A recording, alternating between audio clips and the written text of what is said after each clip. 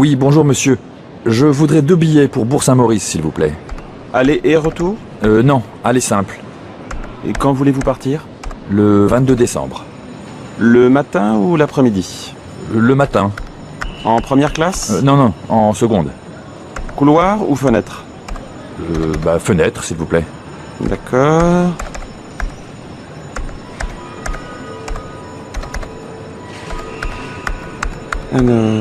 Alors, vous avez un TGV direct à 8h54 ou un TGV à 9h50 avec un changement à Chambéry.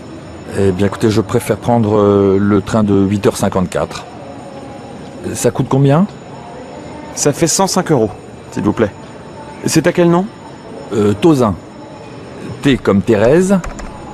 A-U-Z-I-N. Non, N, comme Nicolas.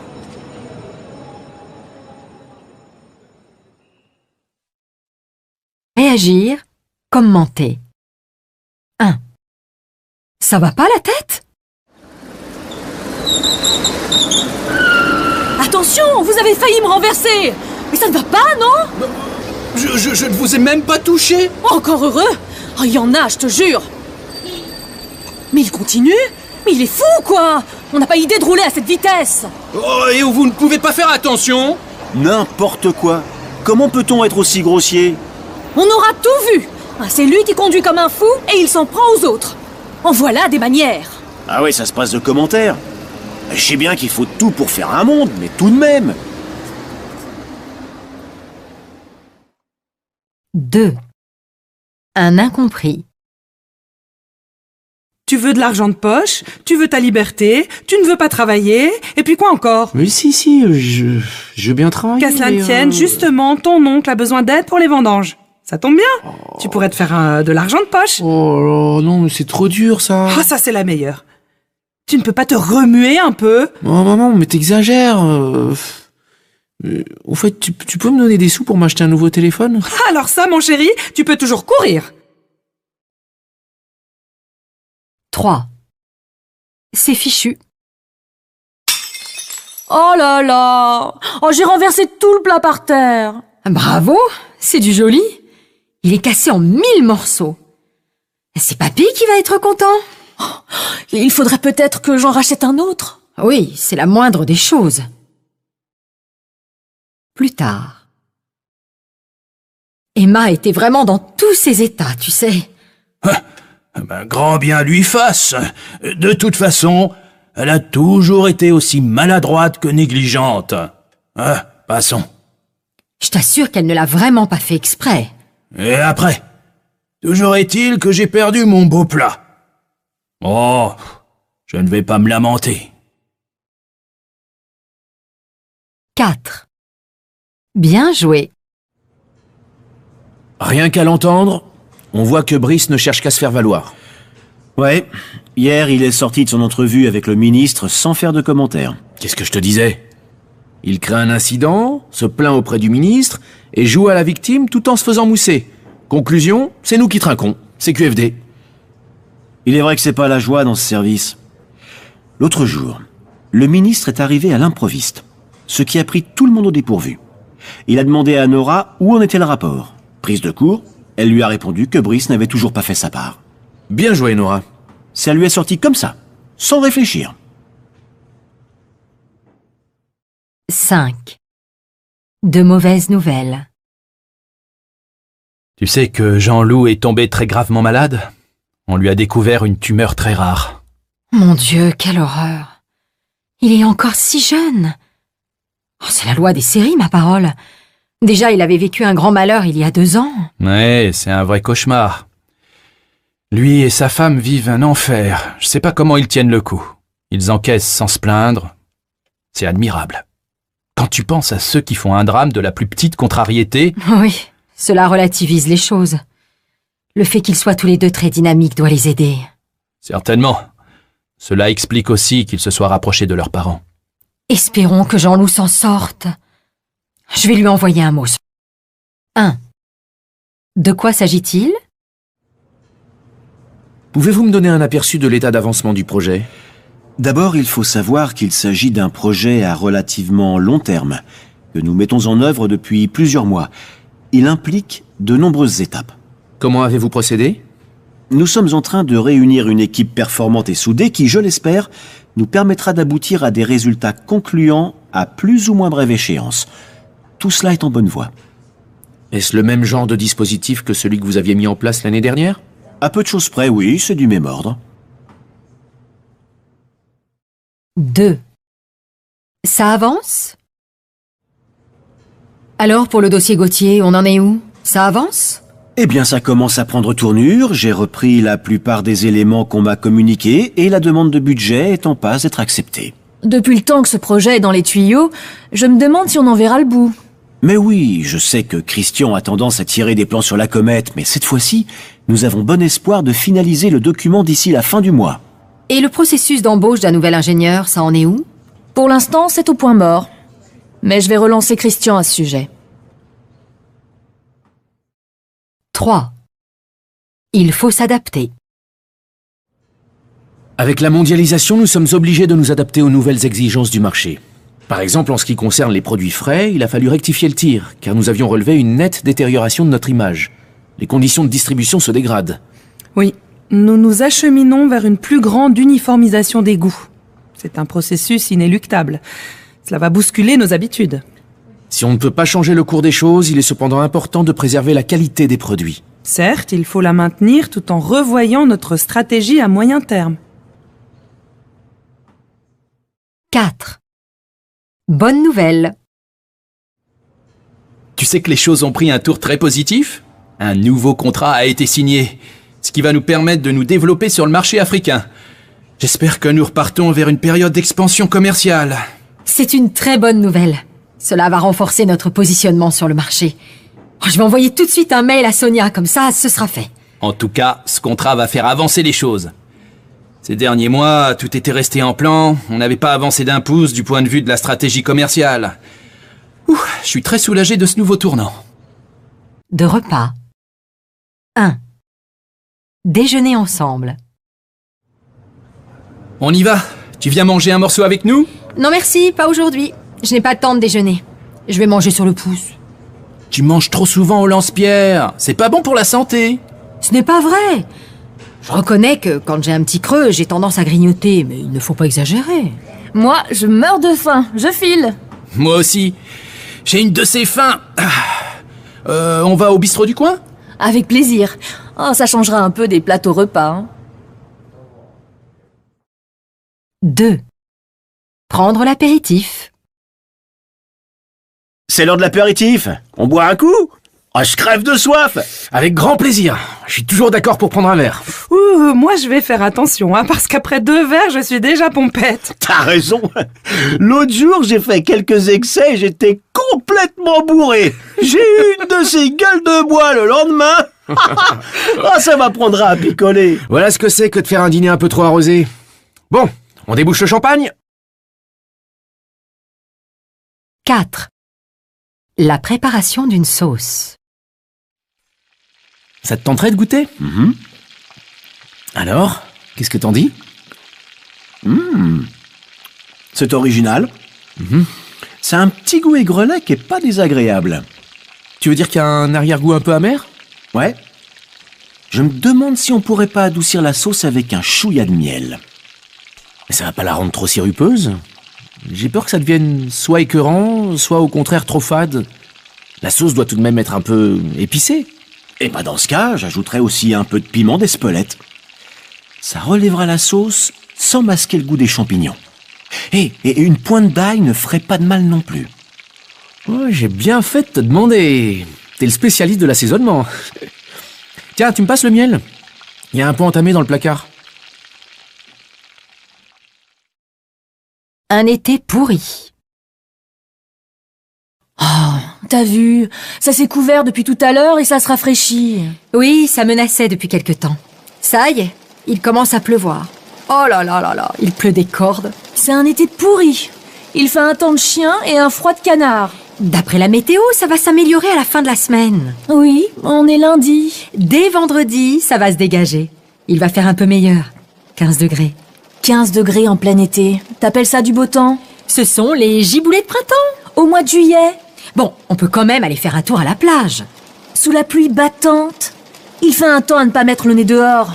On sera trempé et on grelottera de froid.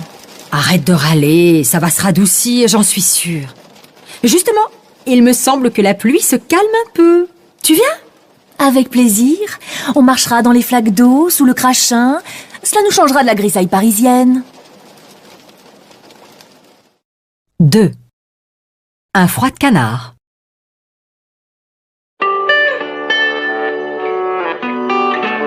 Aujourd'hui, de fortes gelées sont attendues à Paris avec des températures anormalement basses pour la saison allant jusqu'à -9 degrés.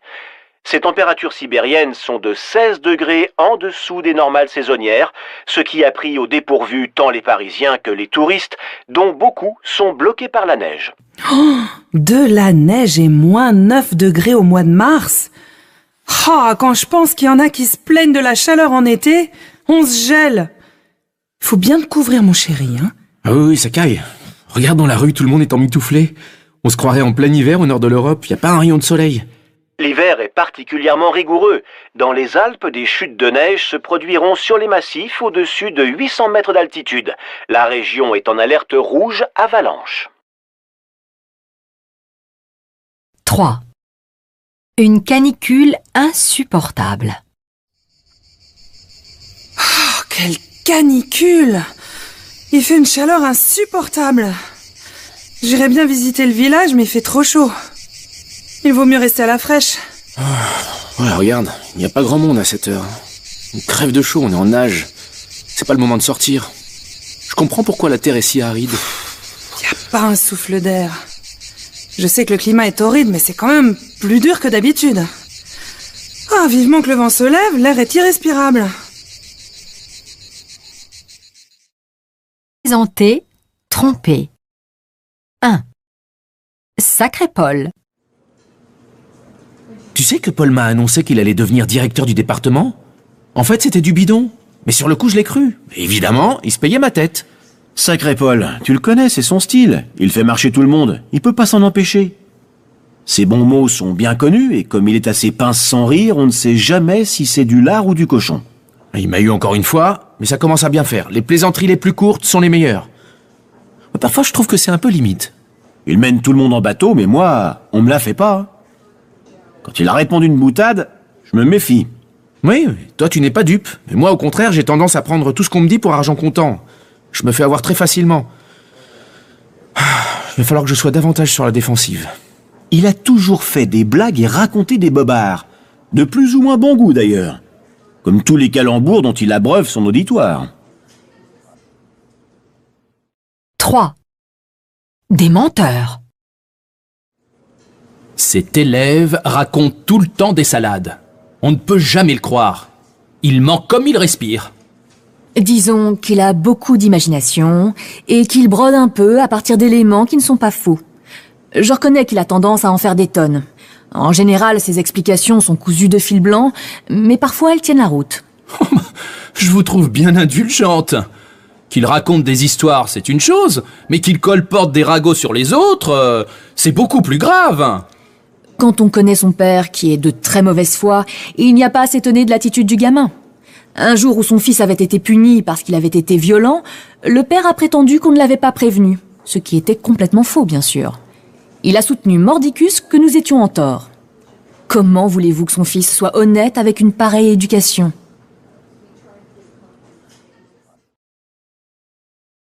Allusion et sous-entendu. 1. Il y a pire malheur. Oh, tu as vu?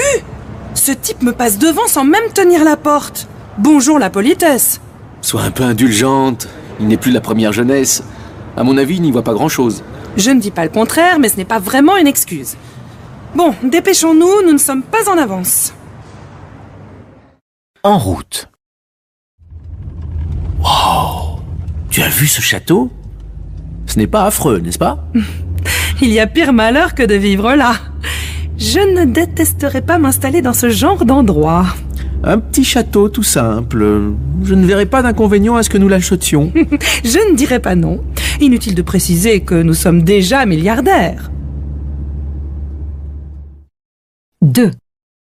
Plutôt mourir. Inviter Éléonore à dîner? Tu veux rire? Ce serait pas idiot de le faire, non? Ah non, plutôt mourir. Bravo, tu as le sens de la convivialité. Je ne comprends pas pourquoi tu la détestes. Elle n'est pas sans intelligence tout de même. Peut-être, mais si elle vient, ce sera l'horreur, je le sais. D'ailleurs, Eustache, pour ne pas le nommer, ne peut pas la voir en peinture. 3. Tu vois ce que je veux dire? Il faut que j'aille dîner chez Adeline. Ça va être gai si tu vois ce que je veux dire. Ouais, c'est pas la peine de me faire un dessin. Ça va pas être triste. Toute la soirée, il y aura des allusions perfides à ton divorce et des questions difficiles à esquiver. Adeline va encore insinuer qu'après tout, si Fanny m'a quitté, je l'ai bien mérité. En plus, elle va essayer de me faire dire si j'ai quelqu'un d'autre dans ma vie. Ah, je vois le tableau. Tu comptes refaire ta vie? Il va falloir que tu prennes la tangente, que tu éludes. Ouais, mais Adeline parle toujours par sous-entendu. Elle est bien trop maligne pour attaquer de front. Et personne ne me soutient, soit dit en passant. 4. Des allusions à peine voilées. Fabrice m'a laissé entendre qu'il avait rencontré quelqu'un, sans toutefois l'exprimer clairement. Il l'a fait à mots couverts, comme d'habitude. Impossible de vraiment lui tirer les vers du nez. Et il n'a pas fait allusion à son divorce, même à demi-mot? Si, bien sûr, mais de manière très détournée. Tout est toujours très allusif chez lui. Il faut lire entre les lignes. Pourtant, je lui ai tendu la perche plus d'une fois. Cela ne me surprend pas. Vincent m'avait fait comprendre que Fabrice n'avait aucune envie d'en parler. Implicitement, il insinuait que toi et moi essayerions de le faire parler. Avoue que c'est vexant. Comme si c'était notre style.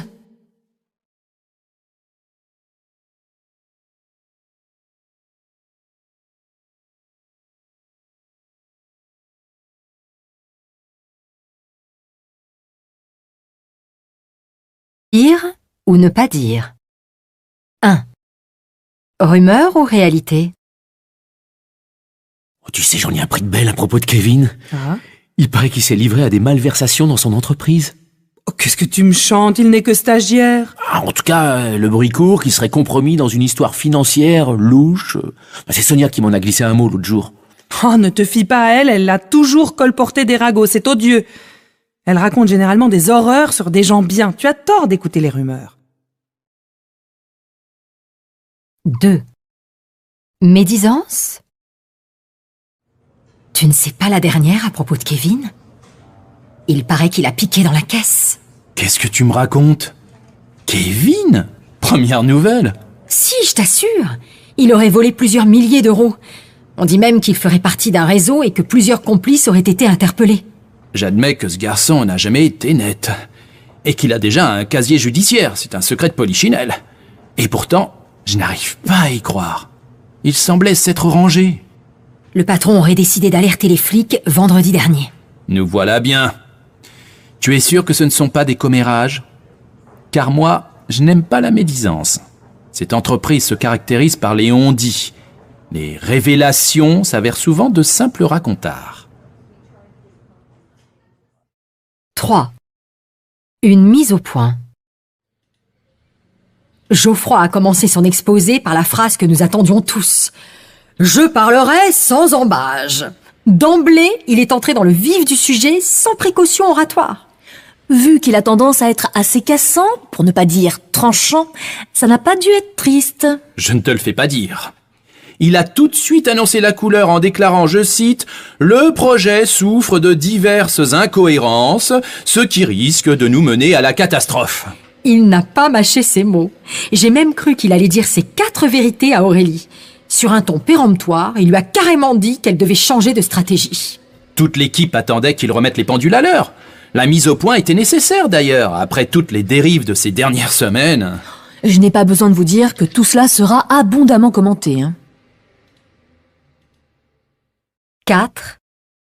Histoire de famille. Si j'ai bien compris, Henri a retracé toute l'histoire de sa famille. Disons qu'il a raconté en long et en large les moindres anecdotes sur la grand-tante machin et le cousin truc. Il est intarissable sur la généalogie, mais je me demande parfois si ce n'est pas du baratin. Ce n'est pas impossible, car s'il rabâche souvent les mêmes histoires, j'ai remarqué qu'il ne s'étalait pas sur la branche maternelle de la famille. Quelques sombres secrets, probablement. 5. Des confidences. Je te dis ça en confidence, sous le sceau du secret. Mais bien entendu, garde tout cela pour toi. Je ne veux pas que ce genre d'informations s'ébruite. Reste discret. Je te rassure, tu peux me confier tes secrets, cela restera entre nous. Cela ne sortira pas d'ici. Je suis habitué aux informations confidentielles, ne te fais pas de soucis. Plus tard. C'est bizarre, je m'attendais à ce que Frédéric fasse allusion à sa nouvelle nomination, mais il n'a pas ouvert la bouche de la réunion. Il est difficile de faire plus taciturne. Je sais pas ce qu'il a en ce moment. Au poste qu'il occupe, j'imagine qu'il a intérêt à fermer sa gueule. J'ai déjà remarqué que de nombreux cadres passaient un certain nombre de choses sous silence. Que veux-tu, on ne divulgue pas les secrets de l'entreprise. Cela me fait penser que lorsque je lui ai demandé s'il participerait au nouveau projet, il s'est pas étendu sur le sujet. Il a donné une réponse plutôt évasive. Et il n'a fait aucune allusion à une éventuelle participation de Julien. Il a juste dit en passant que Julien était intéressé. À ce propos, je sais qu'une réunion en haut lieu s'est passée avant-hier, mais rien n'a filtré. Il n'y a eu qu'un communiqué laconique de la direction, et mon chef, par exemple, est resté muet sur le sujet. Quand je lui ai posé la question, il a noyé le poisson. Ça m'étonne pas. Souviens-toi, il s'était pas vanté de son éviction de l'autre projet.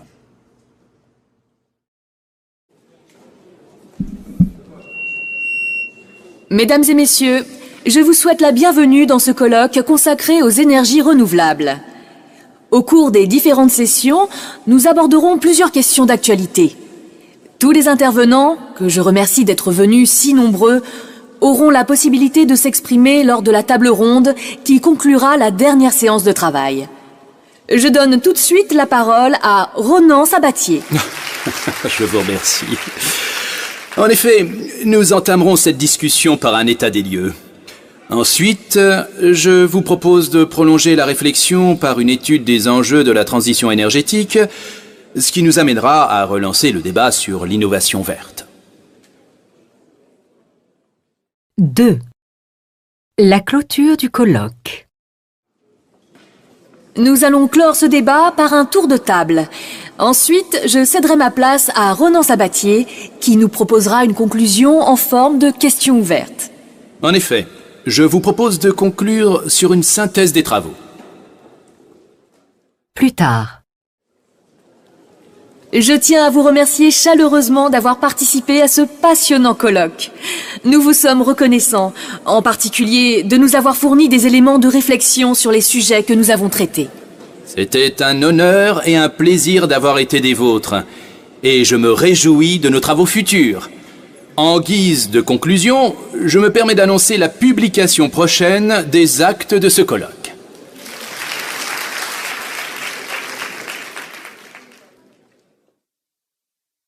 « 3. Une stratégie contestable. Pauline Girard, comment voyez-vous les choses ? Quel est votre sentiment sur cette situation délicate ? Pour ma part, je ne partage pas le pessimisme de Louis Dumas. Ce qui, à mon sens, s'avère crucial, c'est l'engagement de toute l'équipe dans ce projet.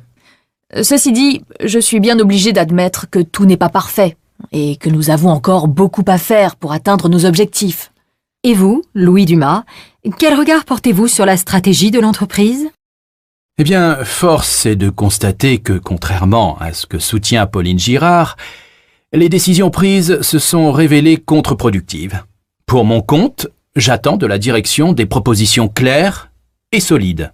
Considérez-vous qu'il y ait de la part de la direction une sorte de frilosité ? Ce n'est pas faux. Il y a de ça dans la faiblesse de certains investissements. Et vous, Pauline Girard, ne pensez-vous pas que l'entreprise aurait intérêt à prendre davantage de risques ? Oui, vous n'avez pas tort sur ce point. En ce qui me concerne, j'ai le sentiment que nous pouvons encore améliorer notre stratégie. La prise de position de notre directeur va d'ailleurs dans ce sens. Quant à moi, je maintiens que nous sommes engagés dans une mauvaise voie. 4. Une rebelle. Je ne suis pas persuadé qu'Hortense ait raison de changer de poste. Ah, tu prêches une convaincue. Je ne vois pas en quoi cela bénéficierait à sa carrière. Je me demande même si ce ne serait pas la politique du pire. Je te le fais pas dire. Incontestablement, elle a tendance à se tirer une balle dans le pied. Qu'elle veuille se renouveler, soit, je le comprends. Mais qu'elle mette en danger sa carrière, ça me paraît insensé. Ça va de soi. Hortense a toujours rué dans les brancards. Rebelle, elle avait déjà renoncé à ses études de maths, aux grandes dames de ses parents. C'était une adolescente qui adorait prendre le contre-pied des adultes. 5. Un père compréhensif. Papa est furieux contre moi. Où vas-tu chercher ça? Ton père te soutiendra, au contraire. Il est sur la même longueur d'onde que toi en ce qui concerne tes études. Ah oui, tu crois ça? Pourtant, il a pas arrêté de me critiquer. Il ne m'aime pas, je le sais. Comment peux-tu dire une chose pareille? À tort ou à raison, il s'inquiète pour toi sans non plus vouloir t'influencer. Ce qui est plutôt sain. N'empêche qu'il ne m'a fait aucun commentaire quand je lui ai annoncé que je voulais devenir archéologue. Avoue que tu t'attendais à une dispute. Tu diras ce que tu voudras. Tu as de la chance d'avoir un père si compréhensif. Observation? Oui, au nom de la société Magix. 2 couverts, c'est bien cela? Oui. Est-ce que cette table vous convient? Oh oui, merci. Un peu plus tard. Madame, monsieur, vous avez choisi? Oui, en entrée, je vais prendre des crevettes roses. Et pour vous, monsieur? Un melon au porto, s'il vous plaît. Très bien. Et ensuite? Une seule grillée, aux pâtes fraîches. Excusez-moi, c'est quoi de la ratatouille? Ah, ce sont des poivrons cuits avec des tomates, des aubergines et des courgettes. Très bien. Alors, un thon rouge à la ratatouille. Et qu'est-ce que vous voulez boire? Du vin? Oui, du Sancerre et une bouteille d'eau minérale, s'il vous plaît. À la fin du repas, Vous désirez un dessert? Oui, s'il vous plaît. je vais prendre une mousse au chocolat. La même chose pour moi. Et 2 cafés et l'addition, s'il vous plaît.